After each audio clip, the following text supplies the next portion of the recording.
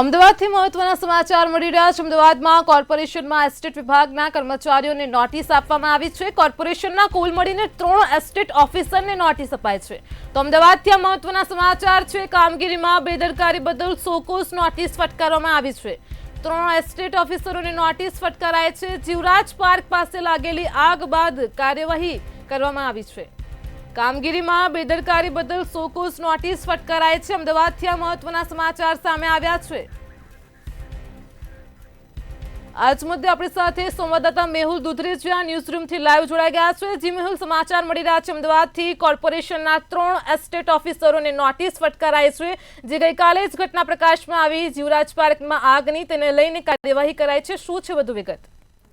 સૌથી પહેલાં ડીસાની વાત કરીએ। ડીસાની અંદર જે પ્રમાણે આગ લાગી, આગની ઘટનાની અંદર નિર્દોષ લોકોના મોત થયા અને ગઈકાલે પણ અમદાવાદના જીવરાજ વિસ્તારની અંદર જે ઘટના સામે આવી, જેની અંદર એક બાળક તેમજ તેની માતા હતી, તેનું મોત થયું અને પાછળ જે બેદરકારી ખાસ કરીને જોવા મળેલી છે, ત્યારે આવા જે બેદરકાર અધિકારીઓ છે તેની સામે કોર્પોરેશને લાલ આંખ કરી છે અને કોર્પોરેશન આજે 3 મોટા અધિકારીઓને નોટિસ પાઠવી છે। કોને કોને નોટિસ પાઠવી અને કયા કારણોસર છે નોટિસ, કેવી પ્રમાણે તેઓ બેદરકારી દાખવી છે? આપણી સાથે એસોસિએટ એડિટર પ્રફુલ સર છે। સર, જે પ્રમાણે બેદરકારી ક્યાંક ને ક્યાંક વધારે જોવા મળે છે અને રહેણાંક વિસ્તારની અંદર ગેસના જે બાટલા જે રાખવામાં આવેલા હતા અને આગ લાગી, ગઈકાલે જીવરાજ મહેતા જે પાર્ક છે, જીવરાજ પાર્ક તરીકે ઓળખાય છે, એને જ્ઞાનદા સોસાયટીના 24 નંબરના ઘરમાં જે આગ લાગી, નીચે ગોડાઉન હતું। ગોડાઉનની અંદર 3 પ્રકારના ગેસીસનો બહુ મોટો સ્ટોર હતો। એક તો એસીનું હતું, એક ફ્રીજનું હતું અને એક લાઇટરનું। હવે લાઇટરનો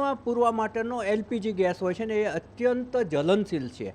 આ પૈકીના કેટલાક ગેસ તો એ પ્રકારના છે કે એની બોટલને તમે તડકાની અંદર મૂકી દો અગાસીમાં અને બીજું કોઈ સંપર્કમાં ના આવે તો પણ એમાં આગ લાગી શકે, એટલા બધા જ્વલનશીલ આ હતા। અને એ તમે જુઓ કે ત્યાંના જે સોસાયટીના ચેરમેન છે, એણે દક્ષિણ પશ્ચિમ ઝોનના ટીડીઓ ખાતાને અને ત્યાંના ડેપ્યુટી કમિશનરને લેખિતમાં રજૂઆત કરી હતી કે ભાઈ આ તમે અહીંયા રહેણાંક વિસ્તારમાં બંધ કરો, નહીં તો ગમે ત્યારે આગ ફાટી નીકળે એમ છે।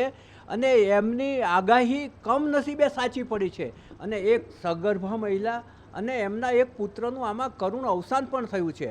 હવે આ જે આગ લાગી હતી એ પછી બહુ જ ઉહાપો થયો, ત્યારે કોર્પોરેશને સફાળું જાગ્યું છે અને 3 ઇન્સ્પેક્ટરોને નોટિસો આપી છે, જેઓ દક્ષિણ પશ્ચિમ ઝોનમાં નોકરી કરે છે। એક કાંતિલાલ દાફડા છે, એક રાજેશ જીવાણી છે અને એક નિકુંજભાઈ પરમાર છે।